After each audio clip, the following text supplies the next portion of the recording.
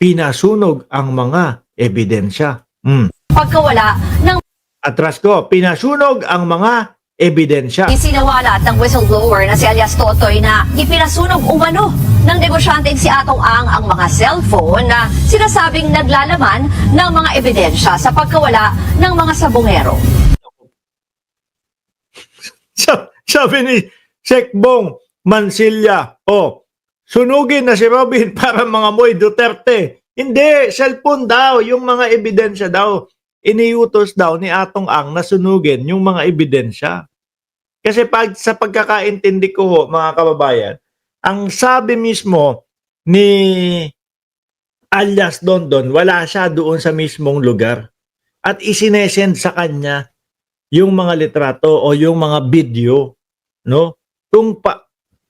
Ang hirap pong ikwento, ang hirap pong mga kababayan, kasi biruin mo, maririnig mo yung kwento, gagamitan ng ginamitan daw po ng alambre. Biruin mo, napaka-brutal kung totoo ho, di ba?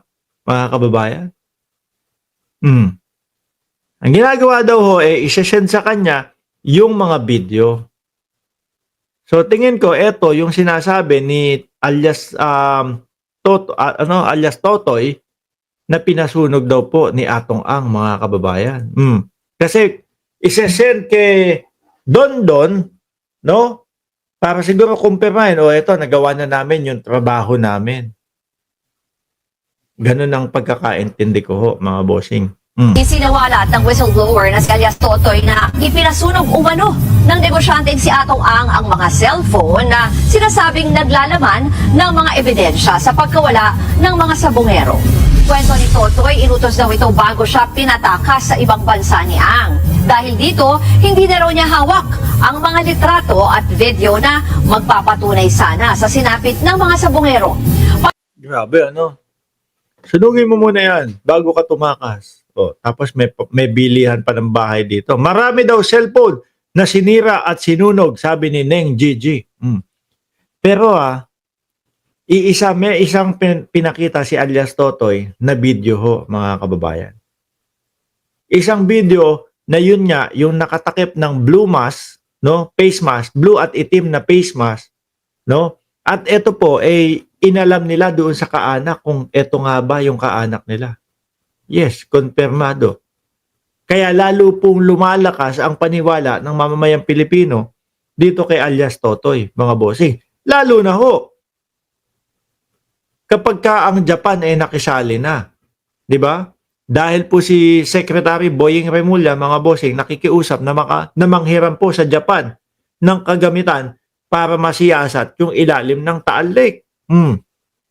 Kung matataba na daw po ba yung mga tawilis doon.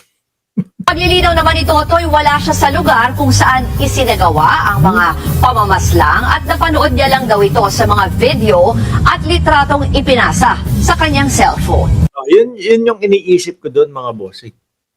No? Wala si alias Totoy, pero dahil nga po, isa siya doon sa parang security o head security ni Atong Ang, send kay alias Totoy, ayan yung mga trabaho namin, tapos na, okay na, ligpit na. No? Yun po yung pagkakaintindi ko. So, yung pinagsesendan po nung mga video, ang sinasabi, di umano, pinasunog daw po ni Atong Ang para wala nang maipakitang mga ebidensya. Una, napaisip ako, bakit meron bang gagawa ng mga krimen? Naisip ko lang ho ito meron bang gagawa ng krimen na bibidyohan pa nila? No? Yun yung iniisip ko ako kapag gano'n, gagawa ako ng krimen, hindi ko na bibidyohan, hindi ko na lilitratuhan para walang mismong ebidensya. Ngayon, napagtanto ko na sabi ni alias Totoy, wala ako doon sa lugar. So para ikumpirma na ito, nagawa na namin yung trabaho namin, sinesend sa kanya. Diba? Sinesend sa kanya. Na ang sinasabi niya naman po, pinasunog ni Atong Ang. Sabi ni R.R. Wok, grabe no, kung totoo yan. Yung trabaho namin natapos na. Tao ang totoo, correct ho, mga kababayan. Pero ulitin ko, hindi tayo pwede maghusga Ano po? hindi tayo pwedeng maniwala basta-basta. So talagang gigitna muna tayo dito. Sabi ni Buggy Arellano, Mark, para fair at patas sa magkabilang panig, ilabas ang kanilang pinanghahawakang patunay sapagkat hindi nagsisinungaling ang ebidensya. Correct ko yan. Tsaka tingin ko, mga boss chief amo, sir, saka tayo pagsabi na, eto, totoo yung sinasabi ni Totoy. Totoo yung sinasabi ni Atong kapag nagkaroon na ng talagang investigation, mga question and answer na yan, mga yan. Ano po? Sa ngayon,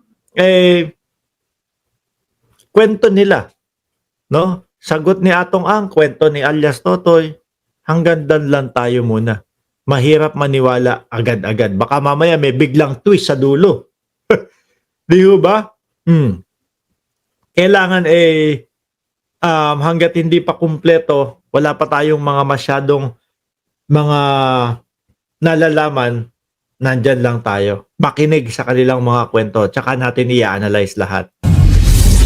So, nakapusas yan. Tapos tinatalian ng tie wire sa leeg. Yung killing musically, dahan-dahan ginagarote nila hanggang sa lumabas yung dila at saka nakakahihi na yung tao. Grabe, ano? Sabi ni Gracious Grace, yung extortion nila, Atong ebidensya nila, word of mouth lang, isa din yun. No?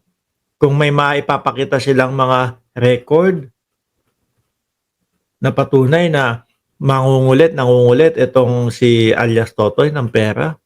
Sabi pa nila, mga bossing, binigyan namin 12 million nung tumakbo ng pagka-mayor, yung si alias Totoy. Napatay na. Kumpleto ako niyan dahil pinaforward yan doon sa cellphone ko.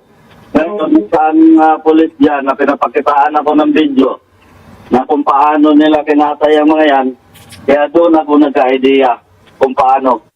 Parang mas masahol pa ho ito doon sa mga yung mga napapanood nating mga nasa Middle East, yung kapag yung mga ginagarote, binibidyo pa ho nila. Gigilit. Ayoko na ituloy, mga bossing. Pasintabi po doon sa mga kumakain diyan sa inyong bahay. Eto, mga bossing, yung kay Gretchen Barreto naman po.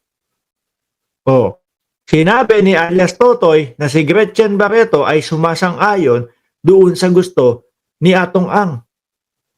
Sabi ni Ruski De Filo, tama, may twist yan sa dulo pag tinahi-tahi both side, pera-pera ang labanan. Yan ang nagsasalita, baka di na-meet ang price na kumakanta. Kaya gitna lang po muna talaga tayo dito. Pakinggan nyo ito, mga kababayan. Dagdag ni alias Totoy, si Gretchen Barreto daw po ay sumasang-ayon. Biruin mo, nakita nyo, nakapantulog na butas.